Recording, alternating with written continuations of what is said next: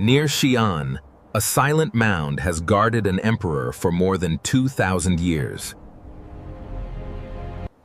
Beneath it lies the burial chamber of Qin Shi Huang, China's first emperor. Ancient records describe hidden palaces, celestial ceilings, and rivers made from liquid mercury. They also tell of mechanical defenses intended to stop anyone who entered without permission. Yet the emperor's central burial chamber has never been opened by modern archaeologists. The question is not simply what lies inside, but whether it can be reached safely. Opening the tomb could reveal extraordinary history, or destroy it within hours. That risk has kept one of archaeology's greatest chambers sealed beneath the earth. Before becoming emperor, he was King Zheng of the powerful western state of Qin. Through conquest, Qin defeated the rival kingdoms that had divided China for generations. In 221 BCE, Zheng declared himself Qin Shi Huang, the first emperor. His government standardized writing, currency, weights, measures, roads, and administration. He built a centralized state whose influence continued long after his dynasty collapsed. But power in life was not enough. His authority had to continue after death. Construction of his mausoleum began while he was still a young king. Over decades, the burial project expanded into an entire landscape of power. The central mound was surrounded by two enormous rectangular walls. Roads, gates, ritual buildings, workshops, and burial pits filled the surrounding area. The complex did not contain one tomb alone, but hundreds of connected archaeological sites. Each element appears to have supported the emperor's existence in the world beyond death. Officials, entertainers, animals, chariots, and soldiers were represented in separate underground spaces.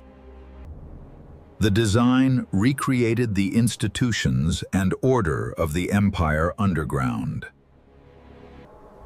At its center stood the sealed chamber, intended for the emperor himself. Everything discovered so far may represent only the outer world of the tomb.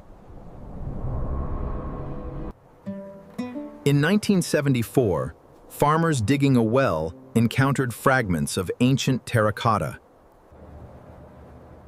Archaeologists soon uncovered ranks of life-size soldiers beneath the fields. Thousands of warriors had been arranged in disciplined military formations.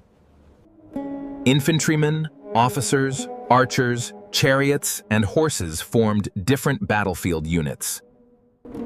Their faces, hairstyles, armor, and ranks were modeled with extraordinary variation. They once carried real bronze weapons and stood beneath timber roofs.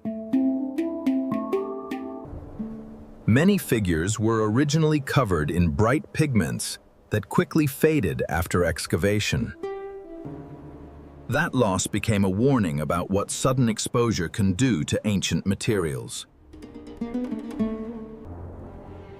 Our most famous description of the inner tomb comes from historian Sima Qian. He wrote of palaces, towers, officials, and rare treasures placed underground. The ceiling was said to represent the heavens, with the empire modeled below.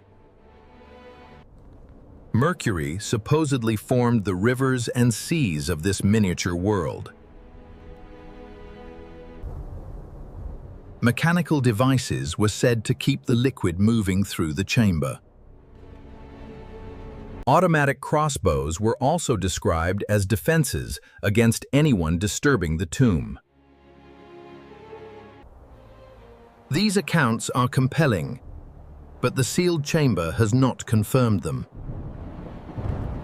Until excavation occurs, the interior remains a mixture of history, evidence, and reconstruction. Modern researchers have tested soil and air around the central burial mound. Some surveys have detected unusually high mercury concentrations in parts of the area. The measurements are compatible with mercury being present somewhere beneath the mound. But they do not prove the exact form, quantity, or location of that mercury. There may be channels, sealed containers, contaminated materials, or something entirely different. Scientific evidence supports caution, not a complete picture of the underground palace. The greatest danger may not be ancient traps, but the modern atmosphere. Air, humidity, microorganisms, and temperature changes can damage preserved materials rapidly. Wooden structures may collapse when the surrounding earth is removed. Lacquer, silk, paint, and organic objects could deteriorate before they were documented. Mercury could also create health and environmental risks during excavation. Simply cutting into the mound could alter pressure, moisture, and structural stability.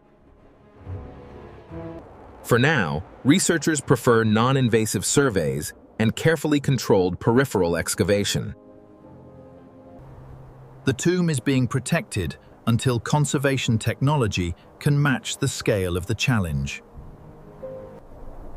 Every generation asks whether the time has finally come to open the chamber.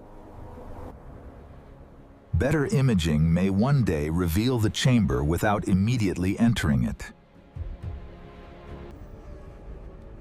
Robotic instruments might eventually sample the environment through a microscopic opening. But discovering what lies inside is not worth losing what has survived. The unopened tomb remains both an archaeological archive and a promise to the future. Its deepest mystery is not how to enter, but how to enter without erasing history.